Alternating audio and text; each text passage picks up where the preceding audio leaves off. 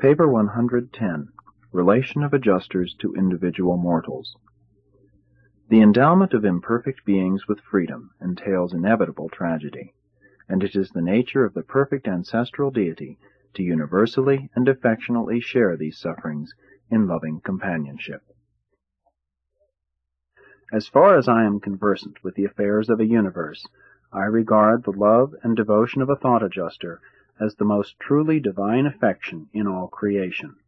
The love of the sons in their ministry to the races is superb, but the devotion of an adjuster to the individual is touchingly sublime, divinely father-like.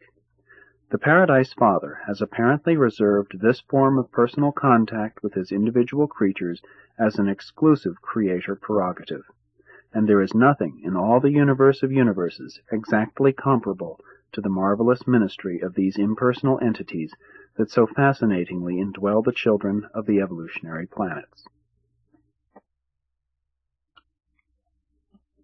1.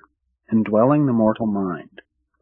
Adjusters should not be thought of as living in the material brains of human beings. They are not organic parts of the physical creatures of the realms. The thought adjuster may more properly be envisaged as indwelling the mortal mind of man, rather than as existing within the confines of a single physical organ. And indirectly and unrecognized, the adjuster is constantly communicating with the human subject, especially during those sublime experiences of the worshipful contact of mind with spirit in the superconsciousness. I wish it were possible for me to help evolving mortals to achieve a better understanding and attain a fuller appreciation of the unselfish and superb work of the adjusters living within them, who are so devotedly faithful to the task of fostering man's spiritual welfare. These monitors are efficient ministers to the higher phases of men's mind. They are wise and experienced manipulators of the spiritual potential of the human intellect. These heavenly helpers are dedicated to the stupendous task of guiding you safely inward and upward to the celestial haven of happiness. These tireless toilers are consecrated to the future personification of the triumph of divine truth in your life everlasting. They are the watchful workers who pilot the God-conscious human mind away from the shoals of evil while expertly guiding the evolving soul of man toward the divine harbors of perfection on far distant and eternal shores. The adjusters are loving leaders, your safe and sure guides through the dark and uncertain mazes of your short earthly career. They are the patient teachers who so constantly urge their subjects forward in the paths of progressive perfection. They are the careful custodians of the sublime values of creature character. I wish you could love them more, cooperate with them more fully, and cherish them more affectionately. Although the divine indwellers are chiefly concerned with your spiritual preparation for the next stage of the never-ending existence, they are also deeply interested in your temporal welfare and in your real achievements on earth. They are delighted to contribute to your health, happiness, and true prosperity. They are not indifferent to your success in all matters of planetary advancement which are not inimical to your future life of eternal progress.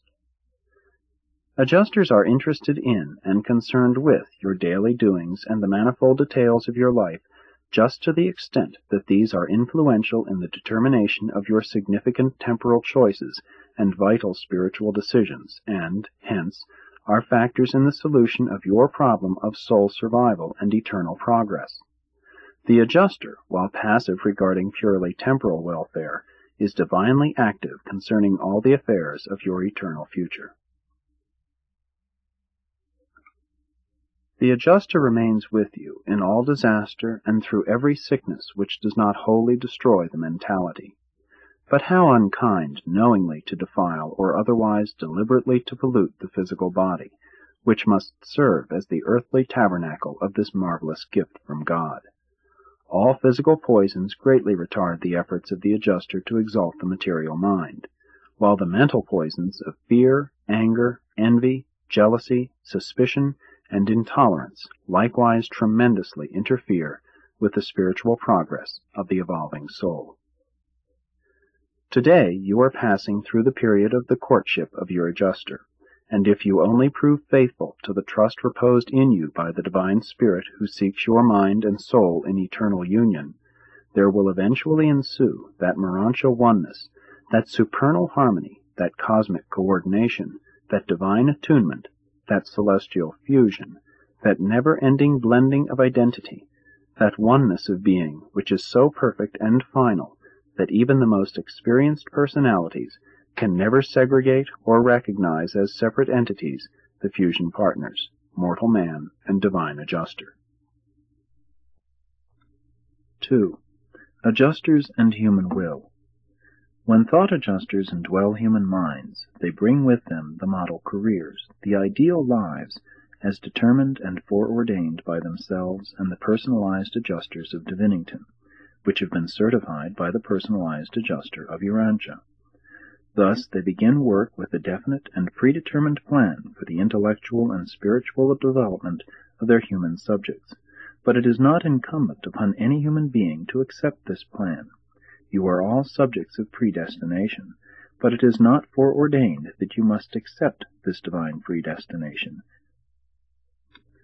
You are at full liberty to reject any part or all of the thought adjuster's program. It is their mission to effect such mind changes and to make such spiritual adjustments as you may willingly and intelligently authorize, to the end that they may gain more influence over the personality directionization. But under no circumstances do these divine monitors ever take advantage of you, or in any way arbitrarily influence you in your choices and decisions. The adjusters respect your sovereignty of personality. They are always subservient to your will.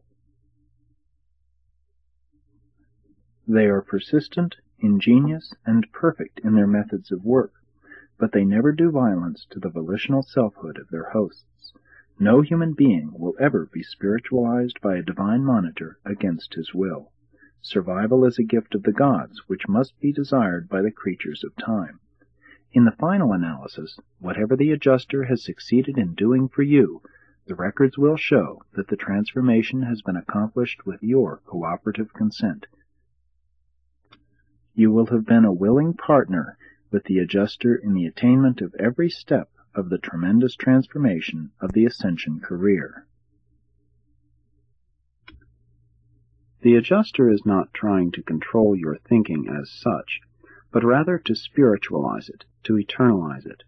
Neither angels nor adjusters are devoted directly to influencing human thought. That is your exclusive personality prerogative. The adjusters are dedicated to improving, modifying, adjusting, and coordinating your thinking processes, but more especially and specifically, they are devoted to the work of building up spiritual counterparts of your careers, Morontia transcripts of your true advancing selves for survival purposes. Adjusters work in the spheres of the higher levels of the human mind, unceasingly seeking to produce Morontia duplicates of every concept of the mortal intellect. There are, therefore, two realities which impinge upon and are centered in the human mind circuits. One, a mortal self evolved from the original plans of the life carriers. The other, an immortal entity from the high spheres of Divinington, an indwelling gift from God. But the mortal self is also a personal self. It has personality. You, as a personal creature, have mind and will. The adjuster, as a pre-personal creature, has pre-mind and pre-will. If you so fully conform to the adjuster's mind that you see eye to eye, then your minds become one, and you receive the reinforcement of the adjuster's mind. Subsequently, if your will orders and enforces the execution of the decisions of this new or combined mind, the adjuster's pre-personal will attains to personality expression through your decision, and as far as that particular project is concerned, you and the adjuster are one. Your mind has attained to divinity attunement, and the adjuster's will has achieved personality expression. To the extent that this identity is realized, you are mentally approaching the Morontia order of existence. Morontia mind is a term signifying